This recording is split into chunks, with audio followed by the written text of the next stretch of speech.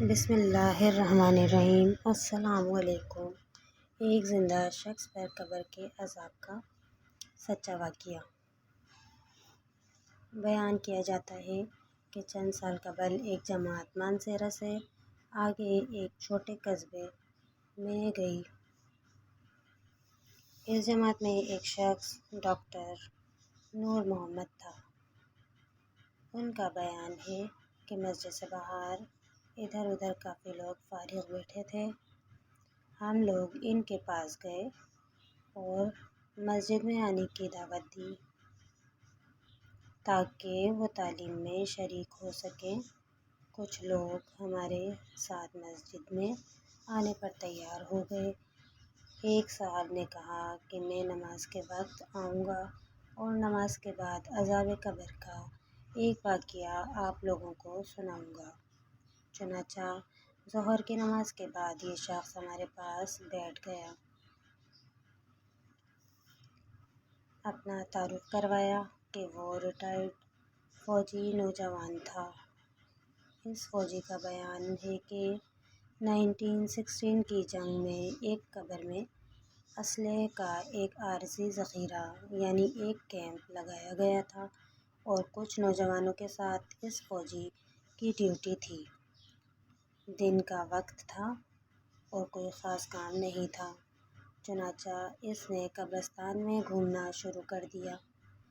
اس کا گزر ایک پرانی قبر کے پاس سے ہوا تو یوں محسوس ہوا جیسے قبر کے اندر سے ہڈیاں ٹوٹنے کی آواز آ رہی ہے۔ اس فوجی نے بتایا کہ میں نے بندوق کے بٹ کے ساتھ قبر کی اینٹیں ہٹائیں تاکہ دیکھیے کہ یہ آواز کیسی ہے۔ جیسے جیسے میں مٹی ہٹاتا گیا آواز اور تیز ہوتی گئی اور میری دلچسپی اور خوف بھی بہت بڑھتا گیا۔ دن کا وقت تھا، روشنی خوب پھیلی ہوئی تھی۔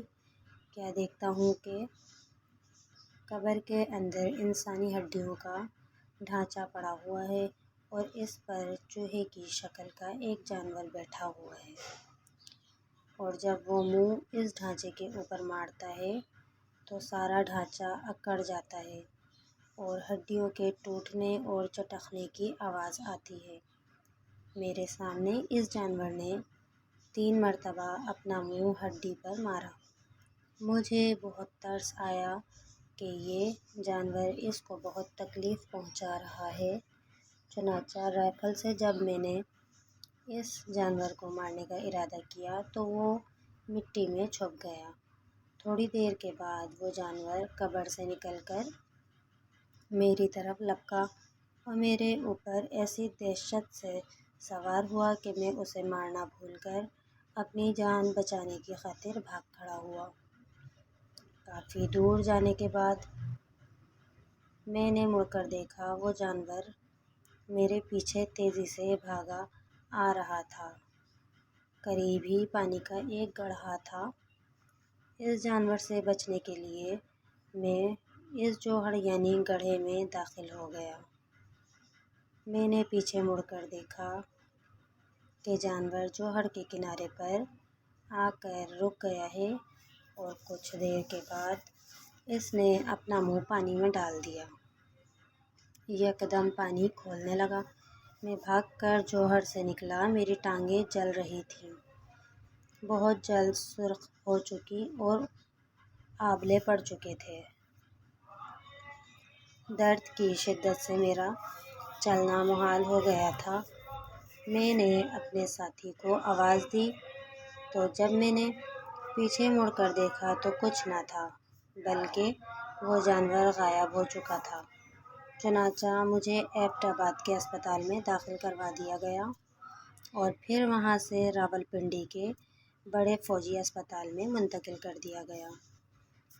میری ٹانگوں کا گوشت گلنا شروع ہو گیا تھا۔